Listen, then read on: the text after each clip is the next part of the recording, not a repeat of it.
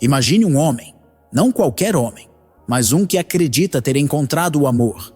Ele se sente visto, desejado, acolhido. Aos poucos, começa a ceder. Pequenas concessões, pequenos silêncios, pequenas ausências. Um jantar perdido aqui, uma opinião omitida ali. Ele não percebe, mas algo em sua essência começa a se apagar. Lentamente, quase poeticamente, ele vai se transformando em reflexo do desejo dela. Segundo Carl Jung, isso pode ser resultado de uma projeção inconsciente. Ele não enxerga a mulher real. Ele enxerga a ânima, o arquétipo feminino que vive dentro de sua psique. Uma imagem construída a partir de suas carências, traumas e fantasias infantis. E é aí que mora o perigo. Algumas mulheres, conscientes ou não, sabem exatamente como manipular esse espelho interior. Elas não seduzem o homem real. Seduzem o menino ferido, o filho rejeitado, o salvador romântico. E ele, em troca, entrega tudo. Nome, voz, rumo. Porque acredita estar amando. Mas o que ele chama de amor é, na verdade, um cativeiro emocional. Essa é a verdade sombria que ninguém te contou. E que você, talvez, esteja vivendo agora, achando que é normal, que é bonito, que é intenso, mas que no fundo está te consumindo. Você não está amando uma mulher, você está amando uma ideia. Você a olha, mas não vê os detalhes. Não vê as sombras, os limites, as repetições. Você vê o que queria encontrar. Vê o que sua alma, ferida e faminta, projetou como ideal. Carl Jung chamou isso de ânima, um arquétipo profundo, feminino, que vive dentro do inconsciente do homem. Ela representa o mistério, o encanto, a salvação, a completude, mas também o risco de ilusão. Quando o homem projeta a ânima em uma mulher real, ele não se relaciona com ela, ele se relaciona com a imagem que criou. E isso o torna vulnerável, porque se essa mulher for manipuladora, ela perceberá, não com palavras, mas com instinto. Ela verá que ele não consegue enxergar o real e usará isso, gentilmente, amorosamente, silenciosamente. Ela começa a exigir mais. Um pouco mais. Só um pouco. Por amor, claro. E ele cede, porque acredita que está protegendo algo sagrado, mas na verdade está aceitando exigências absurdas, achando que está sendo romântico, aceitando regras que o esvaziam, em nome de um amor que não é amor, é fuga. Fuga de si mesmo. Fuga da verdade. Fuga da dor antiga que ele nunca olhou. É assim que a idealização vira armadilha. Não porque ela o prendeu, mas porque ele amarrou os próprios pulsos com fitas coloridas chamadas expectativa. Ela diz que se preocupa com você, que é só cuidado, só proteção, só amor. Mas o cuidado tem cheiro de controle. Você começa a ouvir frases como: "Não acho esses seus amigos tão bons para você. Você precisa dormir mais cedo. Tá sempre cansado. Isso que você gosta nem combina mais contigo." E você aceita, porque parece carinho. Mas esse carinho vem com cercas invisíveis. De repente, sem perceber, você já não vê mais seus amigos. Já não ouve suas músicas. Já não escolhe seus caminhos. Você apenas cede. Um pouco aqui, um pouco ali. Como se estivesse sendo lapidado por alguém que só quer o seu bem. Mas por trás do verniz do cuidado, há um desejo profundo de moldar. Cuidado excessivo é uma das formas mais eficazes de dominação emocional. Você se torna o projeto dela, a escultura em processo, e ela, a escultora amorosa, que sorri, enquanto corta pedaços da sua autonomia com gestos suaves. Relato real. Um homem que começou a abrir mão de pequenos encontros com os amigos. Primeiro era só um jogo de futebol. Depois, um almoço. Depois, uma viagem. Até que, em certo momento, ele percebeu que seus finais de semana não eram mais seus. Eram dela. E ele chamava isso de relacionamento saudável. Mas ali não havia saúde. Havia controle disfarçado de zelo. Havia um sumiço lento de identidade, justificado por uma lógica perversa. Se ela cuida tanto de mim, eu devo tudo a ela. E o mais cruel, ele sentia culpa por querer seu próprio tempo, por desejar sua liberdade. Você entende o peso disso? Você começa a acreditar que autonomia é egoísmo, que ter vontade própria é desamor. E aí, você desaparece dentro de um relacionamento que parece bonito aos olhos dos outros, mas que por dentro é um cárcere de afeto travestido de abraço. Gaslighting. A palavra parece técnica, fria, distante, mas a sensação é quente, densa, paralisante. Você começa a duvidar do que sentiu, do que viu, do que ouviu, porque ela diz: "Isso nunca aconteceu assim. Você entendeu errado. Não foi isso que eu quis dizer. Você está muito sensível." E aos poucos, sua realidade interna começa a se desfazer. Gaslighting não é só sobre enlouquecer alguém. É sobre desmontar a autonomia psíquica do outro. É sobre reprogramar a percepção de si mesmo. Ela não grita. Ela recalibra a sua memória. Primeiro, você se defende. Depois, começa a hesitar. E então, pede desculpas por coisas que não fez. Sente culpa por sentimentos legítimos. Diminui seu tom de voz para não parecer agressivo. Controla seus gestos, suas palavras, seus pensamentos, para não causar mais um problema. Ela não precisa mais mandar. Você já aprendeu a se censurar. Esse é o efeito de longo prazo do gaslighting afetivo. Você se torna seu próprio carcereiro. Técnicas comuns. Inversão de responsabilidade. Sempre que você aponta algo, ela vira a cena contra você. Se você está tão magoado assim, talvez o problema esteja no seu jeito de lidar com as coisas, ou a distorção sutil da memória. Você sempre foi assim, só não percebe. E você começa a acreditar, começa a duvidar de si, começa a se afastar da própria intuição, como se ela fosse uma inimiga. Estudos sobre relações abusivas crônicas mostram que o cortisol, o hormônio do estresse, se mantém elevado por longos períodos. O corpo começa a viver em estado de alerta constante. Não há paz, apenas antecipação, a expectativa de mais uma manipulação velada. Você não está amando, está sobrevivendo, mas ainda assim chama isso de relação profunda, porque em algum lugar te convenceram de que amar é suportar, de que amar é aguentar a dor, como se fosse prova de maturidade emocional. Mas não é. É só destruição camuflada. Você acredita que ela vai te curar. Acredita que o amor dela tem algo mágico, que vai preencher seus vazios, corrigir suas falhas, dar sentido à sua existência.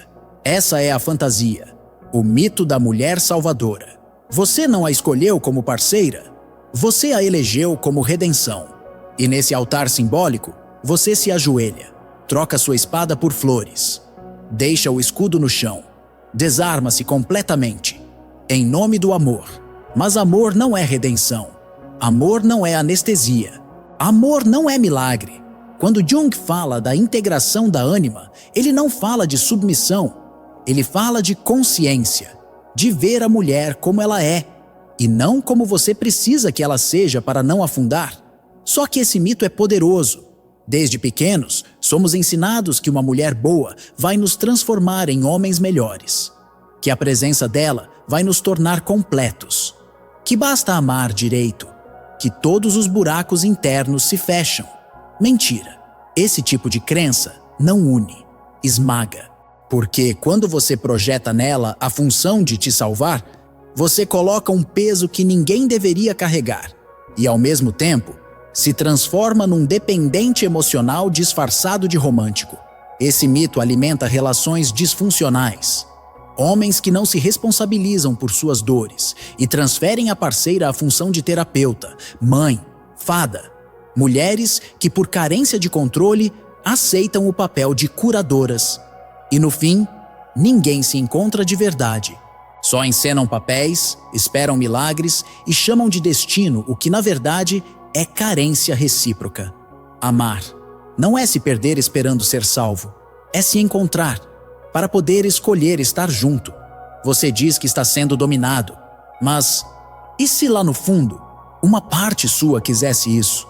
Não por prazer consciente, mas por uma sombra, uma zona escura da psique masculina que confunde submissão com conexão, dor com profundidade, controle com intensidade. A verdade é que existe um tipo de homem que sente alívio ao ser comandado. Ele não aguenta mais decidir, não suporta mais a solidão de ser responsável Então, entrega o leme, entrega a direção e chama isso de parceria. Nietzsche escreveu: o homem busca a dor que lhe dá sentido. E muitos buscam exatamente isso. Uma dor com nome de amor. Um cativeiro com perfume de carinho. Uma prisão emocional, onde ele não precisa mais lutar consigo mesmo, porque alguém já decidiu por ele. E aí, vem o engano. Ele acredita que se entregar é prova de profundidade emocional, que sofrer por ela é sinal de intensidade, que estar disponível a qualquer custo é virtude, quando na verdade é fuga. Esse é o perigo, confundir o sofrimento com o significado, transformar a dor em critério de autenticidade. Você já fez isso? Já tolerou o intolerável só porque parecia profundo? Já romantizou o desconforto achando que era parte do crescimento? Então talvez esteja repetindo um padrão. Exercício. Olhe para os seus últimos relacionamentos. Existe um padrão de entrega excessiva? Você muda, cede, se adapta, sempre mais do que o necessário? Você se esvazia e chama isso de maturidade? Se sim, talvez o desejo de ser dominado não seja apenas um acidente. Talvez seja um reflexo da sua história, da sua dor não resolvida, da sua necessidade de apagar a si mesmo para caber no amor do outro. Mas isso não é amor, é autoabandono coreografado. Você diz que ama, mas será que não está apenas implorando por aprovação? O medo de desagradar, o receio de contrariar, a ansiedade que surge quando pensa em dizer não. Tudo isso não tem a ver com amor. Tem a ver com prisão emocional. Você se torna especialista em adivinhar o que ela quer ouvir. Calcula cada gesto, cada frase, cada silêncio, para evitar conflito. Mas esse esforço não é carinho, é sobrevivência afetiva. E a pergunta mais importante aqui é: você muda de opinião para não criar tensão? Você deixa de expressar o que pensa para manter a paz? Então talvez não esteja amando. Está tentando não ser rejeitado. Estudos em psicologia relacional mostram que homens com baixa autoestima tendem a entrar em relações codependentes. Relações onde o valor próprio é terceirizado, onde a opinião da parceira tem mais peso que a própria consciência. É uma armadilha, porque no começo parece bonito, parece entrega, parece maturidade emocional, mas com o tempo você percebe que está vivendo para manter uma imagem, uma máscara, um personagem que agrada, mas não respira. E aí surge o gatilho mais perigoso: a romantização da exclusividade emocional. Você acredita que precisa ser tudo para ela e que ela precisa ser tudo para você. Qualquer amizade, qualquer individualidade, qualquer desejo externo vira ameaça. E aos poucos, o mundo vai se fechando. Você não vive mais em um relacionamento. Vive em um campo minado emocional, onde cada passo precisa ser medido para não acionar inseguranças que não são suas. Mas o amor não é chantagem emocional. Amor de verdade não cobra obediência, cobra presença. E a sua presença começa a desaparecer quando você vive apenas para agradar. Você acha que está tomando decisões por si mesmo, mas a cultura já decidiu por você há muito tempo. Filmes, séries, clipes, discursos de influenciadores, todos, sutilmente, reforçando uma ideia. Ser submisso é ser maduro. Ser controlado é ser sensível. Ceder sempre é sinal de evolução emocional. Veja os exemplos. Harley Quinn, uma personagem que representa o caos, o controle, o desequilíbrio, mas que é romantizada como musa, como mulher intensa, como sonho de consumo para o homem que quer viver uma história de verdade. O problema não é a personagem, é o que ela representa. E como isso é vendido ao público masculino. Quantas vezes você viu um filme onde o homem forte, livre, começa a amadurecer quando encontra uma mulher que o coloca na linha? Ela o molda, ele se adapta, e o roteiro chama isso de amor. Mas o que está por trás? Controle, reeducação, apagamento. Influencers falam de relacionamentos com termos doces, mas carregados de posse. Se ele te ama, ele muda. Homem de verdade faz tudo por uma mulher. Relacionamento bom é aquele onde um vive pelo outro. Distorção pura. Essa cultura glamoriza a dependência e chama de conexão o que na verdade é submissão. Você é bombardeado por mensagens que ensinam que ser dominado é prova de caráter, que sofrer por amor é nobre, que abrir mão de si mesmo é sinal de comprometimento. E o resultado? Gerações inteiras de homens que não sabem mais onde terminam e onde começa o desejo do outro. Homens que confundem presença com ausência de vontade própria. Homens que acreditam que amar é desaparecer suavemente, enquanto sorriem para a câmera. Mas no fundo, estão gritando em silêncio. Você precisa reaprender a ser você. Sim, porque o que chamaram de carinho era controle. O que você achou que era cuidado era dominação emocional. O que parecia amor era uma estratégia para moldar sua essência ao gosto do outro. E agora, a pergunta que te resta é: quem você é? Sem ela, desprogramar é o primeiro passo. Isso não significa rejeitar o amor, nem se tornar frio. Significa recuperar sua voz, seus limites, suas vontades. Significa deixar de viver como um reflexo e começar a existir como presença. Ferramenta prática: journaling, de autopercepção. Escreva, diariamente, sem censura. Quem você era antes desse relacionamento? Quais eram suas preferências? O que te fazia rir? O que te dava prazer? O que te incomodava? Quais comportamentos você adotou apenas para agradar? A escrita devolve perspectiva, clareia, conecta. Carl Jung disse: quem olha para fora sonha, quem olha para dentro acorda. E é isso que você precisa agora: acordar. Você passou tempo demais olhando para fora, tentando ser amado, aceito, desejado. Agora é hora de olhar para dentro, de romper a programação, de reconstruir seus limites, redescobrir seus desejos, reocupar sua vida. Você não nasceu para ser uma extensão da vontade de ninguém. Você nasceu para ser inteiro. E essa reconquista começa agora. O amor começa onde termina o controle. Você não nasceu para ser moldado, para ser ajustado, para caber no limite das expectativas de alguém. O amor real não te sufoca, ele te expande. Não exige que você diminua sua luz. Exige que você brilhe com ela, lado a lado. Se você precisa se silenciar para manter a paz, isso não é paz, é submissão. Se precisa esconder seus desejos para não ser julgado, isso não é intimidade, é censura. Se precisa mudar sua essência para agradar, isso não é amor, é prisão emocional. Carl Jung nos mostra que a consciência é o caminho da libertação. E consciência começa quando você reconhece o ciclo, quando olha para sua história com olhos limpos e diz: basta, a vida é curta demais para ser vivida como reflexo. Agora é sua vez de ocupar o centro da própria narrativa, de assumir o protagonismo, de reconstruir-se. E se esse vídeo te tocou, te cutucou, te mostrou algo que você vinha tentando ignorar, assista depois ao documentário O Dilema do Amor Romântico. Está na descrição e no cardume final.